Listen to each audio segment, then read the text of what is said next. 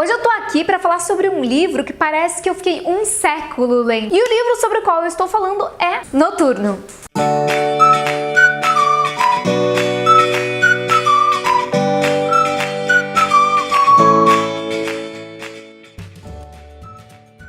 É isso aí, vamos falar de Noturno hoje, esse livrão aqui grandão da Dark Side Books, que daqui a pouquinho também eu pego e mostro um pouco pra vocês. Antes eu vou colocar, olha só, ele veio com aqueles negócios de tampar o olho pra dormir, esqueci o nome disso. Enfim, mas eu vou ficar com ele aqui em cima durante toda a resenha. Gostei. Bom, Noturno é esse livrão de 512 páginas, escrito pelo Scott Sigler e lançado em junho pela Dark Side Books. Se eu não me engano, o original lá fora foi lançado em 2012, tá? O Scott Sigler é de San Diego, quer dizer, ele mora em San Diego hoje.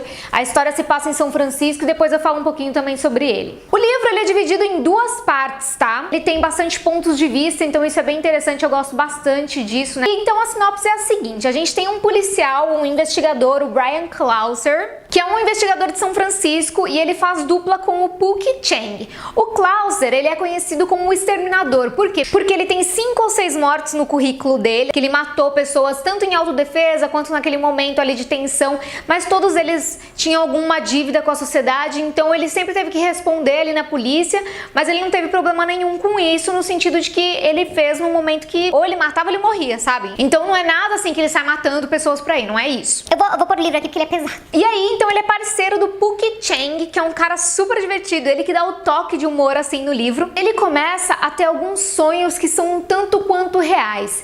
Ele tem sonhos e meio que em primeira pessoa, assim, ele se vê como o assassino e aí ele tá perseguindo alguém nesse sonho e ele tem muita vontade de caçar nesses sonhos. E aí um belo dia ele conta pro Pookie esses sonhos que ele tá tendo e ele fala, velho, esse sonho aconteceu ontem na rua tal, com a travessa tal, tipo um lugar que eu nunca estive. Aí o Pookie vira e fala assim pra ele, vamos passar lá então pra ver, já que você tá tendo sonhos tão reais?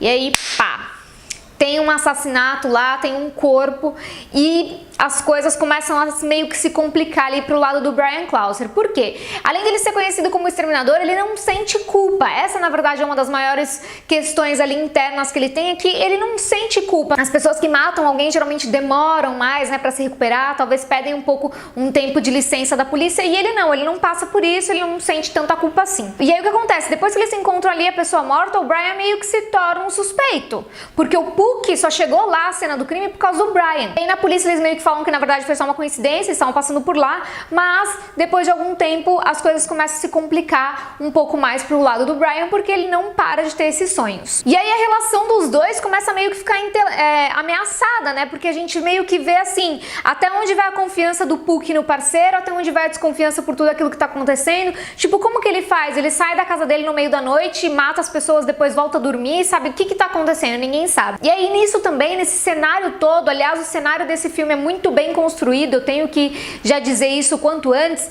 Nesse cenário todo a gente começa a conhecer um pouco mais as pessoas que estão por trás ali da polícia de São Francisco, da investigação, e a gente começa a ver que talvez elas tenham um pezinho ali, ó, na corrupção, sabe? Não é muito bem isso, mas talvez elas tenham algum envolvimento com algum tipo de coisa estranha que tá acontecendo na cidade. Uma coisa que acontece sempre nessas cenas de crimes que o Brian sonha são símbolos escritos com sangue, são deixados ali, então eles começam a entender que talvez tenha algum grupo, algum complô, alguma facção, alguma coisa tá matando mais de uma pessoa. Será que é um novo serial killer? Será que são vários serial killers? O que tá acontecendo? A gente não sabe. Nesse meio tempo também a gente vê um pouco da relação do Brian com a ex-namorada dele, que é legista do IML, é principal ali de São Francisco, a Robin. A gente também tem uma figura bem importante ali, que é a delegada Zoe, e o momento em que a polícia consegue chegar num nome que é de um garotinho de 13 anos chamado Rex Deprovidechuk. Não sei se é assim que se pronuncia, mas Rex Deprovidechuk. Talvez. E aí, então eles acham que solucionaram o problema, mas na verdade o Rex é só a pontinha ali do iceberg do que tá por vir. Então agora, falado um pouquinho da sinopse, vou mostrar o livro aí pra vocês. Começando pela capa, como sempre, né, a gente tem aí Noturno, escrito bem estilizado, com um olho no O, bem bonitão. E aí quando a gente abre, a gente tem um mapa do esgoto da cidade de São Francisco, aqui também o marca-página, né, que vocês sabem que vem na maior parte dos livros da Dark Side, a caveirinha, alguns desenhos que eu vou falar um pouquinho mais sobre eles no final do livro. Aí a entrada, né, a dedicatória do livro, mais coisa. O que lembra isso pra vocês? Lembra um pouco de tipo Exame de Sangue, né? Glóbulo. Meio que tem essa pegada assim que tem bem a ver com a história. E aí a gente já vai pro final. Como vocês podem ver, novamente nós temos o esgoto da cidade de São Francisco. E aí a parte de trás, onde esse símbolo aí é um dos que aparecem nas cenas dos crimes. E pra fechar, a capa novamente. E aí, curtiram? Sempre falo, né? Essas edições aqui são... O que eu tenho pra falar sobre esse livro? Bom, como eu já comentei ali no meio, contando um pouquinho da história, o cenário é muito bem construído, esse livro é muito bem resolvido nesse sentido. A gente tem uma construção por trás das cenas que é bem interessante, a gente consegue entender um pouco de São Francisco, ali daquela rotina daqueles policiais e do que tá acontecendo. E ele mistura muita coisa, ele mistura tipo fantasia, investigação, suspense, uma coisa meio sobrenatural, tem tipo uma coisa muito urbana também, né, por se passar em São Francisco e ter esse cenário bem construído. Um pezinho na ficção.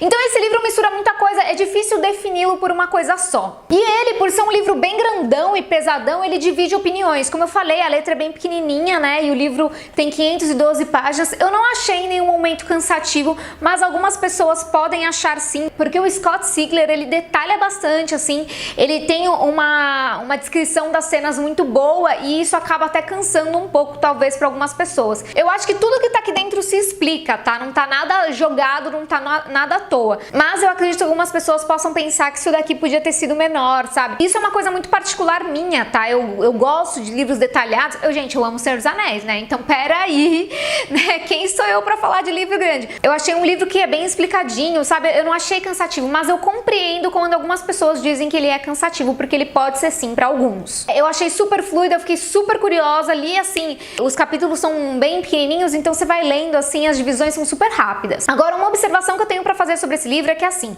como eu falei pra vocês, ele é dividido em duas partes. Se ele fosse um filme, aliás, um não, dois, com certeza a gente ia ver que a parte 1, o primeiro filme, era dirigido por um cara e a parte 2 ia trocar o diretor. Com certeza, porque as visões são muito diferentes. A segunda parte perde um pouquinho da proposta de investigação, ali de suspense, de uma trama policial, sabe? Pra mostrar mais um outro lado. Apesar de não ver um grande problema nisso, eu acredito que quem gosta da primeira parte talvez não se interesse tanto assim pela segunda, porque são visões bastante diferentes. É como se a primeira parte a gente estivesse meio que assistindo Seven, assim, aquela coisa que a gente não sabe o que tá acontecendo, sabe? Quem é o cara por trás daquilo. E depois, na segunda parte, como se a gente estivesse assistindo, sei lá, o que eu pus aqui esses dias, Dupla Explosiva, sabe? Porque é um puta filmão de ação, assim.